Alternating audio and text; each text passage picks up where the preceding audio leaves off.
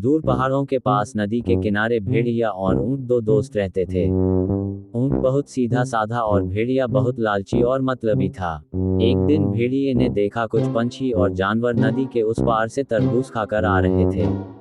तभी उसके अंदर लालच आया और उसने अपने दोस्त ऊंट के पास जाकर बोला कि ऊंट भैया, नदी के उस पार बहुत सारे तरबूज लगे हैं, चलो हम लोग भी तरबूज खाकर आते हैं। ऊंट उसकी बातों में आ गया और उसे अपनी पीठ पर बैठाकर नदी के उस पार तरबूज के खेत के पास ले गया।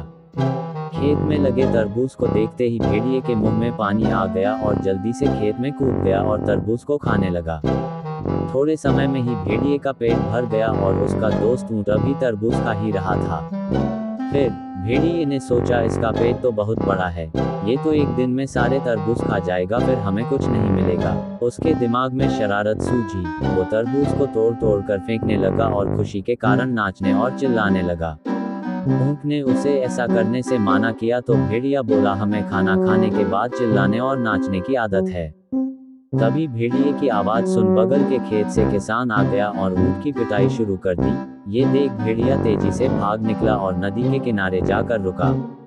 पिटाई खाने के बाद ऊंट किसी तरह नदी के किनारे आ पहुंचा। अब दोनों नदी पार कर रहे थे, तभी बीच नदी में ऊंट बैठने लगा। उसके पीठ पर बैठे भेड़िया ने बोला, भैया ये क्या कर रहे हो? ऊंट ने बोला, मुझे खाना खाने के बाद पानी में बैठने की आदत है, और वो पानी में बैठ गया और लेटने भी लगा।